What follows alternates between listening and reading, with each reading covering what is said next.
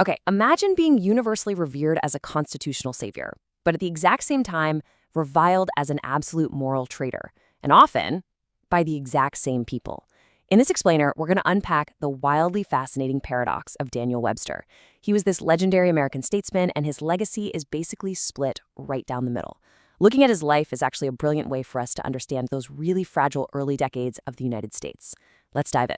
So at his absolute peak, Webster was actually known as Godlike Daniel. Take a look at this quote from a Supreme Court justice right after Webster's death.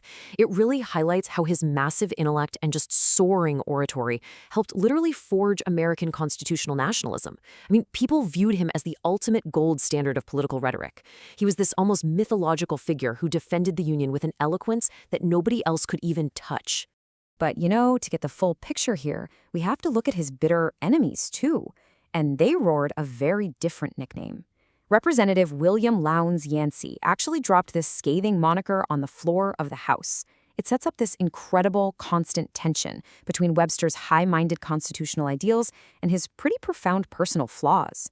Because for every single admirer calling him godlike, there was a fierce critic pointing right back at Black Dan. Section 1.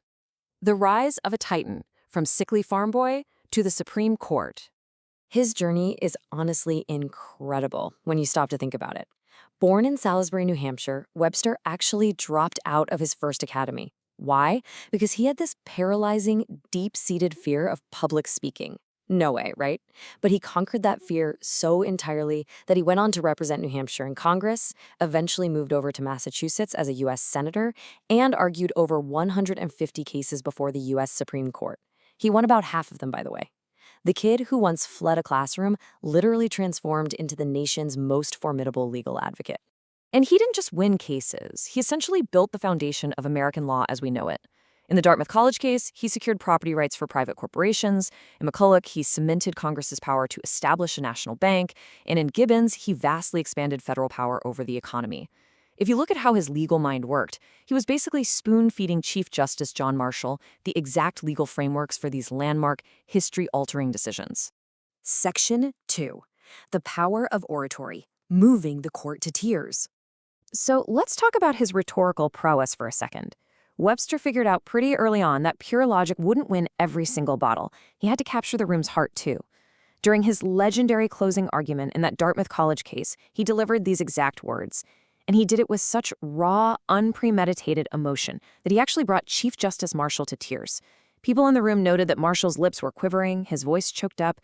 It was just this masterful display of vulnerability that actually saved his alma mater from a state takeover.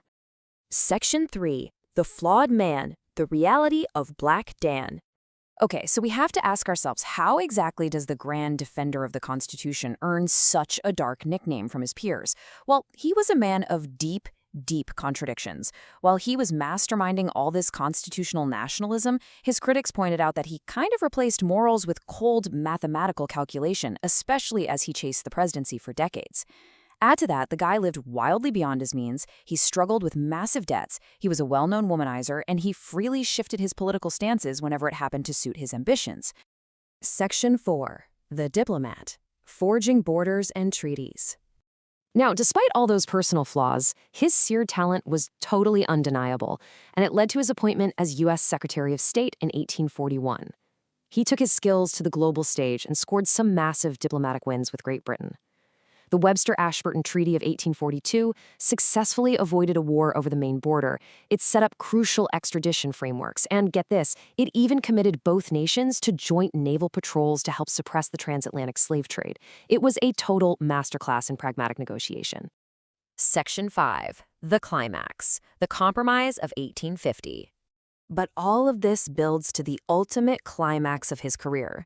See, all his life, Webster hated slavery. He called it a great moral evil, but he loved the Union more. So when a major territorial crisis over California threatened to rip the fragile country apart, Webster made an agonizing choice. To preserve the nation, he threw his support behind the Compromise of 1850.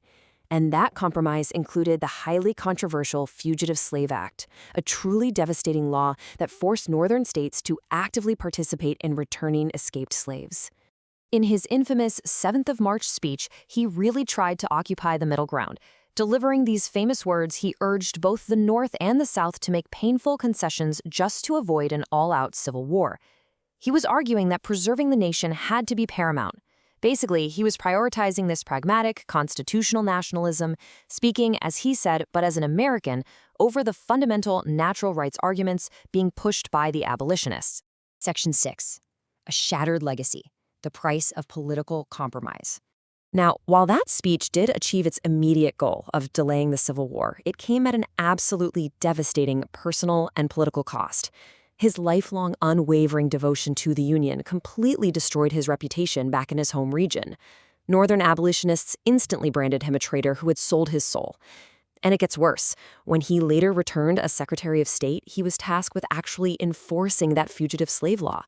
He even had to send federal troops into Boston to put down anti-slavery uprisings. This completely tanked any remaining presidential ambitions he had, leaving him politically isolated until he died in 1852. So, as we wrap up this explainer, Webster's tragic choice really leaves us with a profound paradox. I mean, this is the man who practically built the constitutional framework of the nation, and yet his willingness to compromise on fundamental human liberty left a permanent dark stain on his legacy. It really forces us to ask ourselves, in the pursuit of unity and the preservation of a nation, what is the ultimate cost of compromise?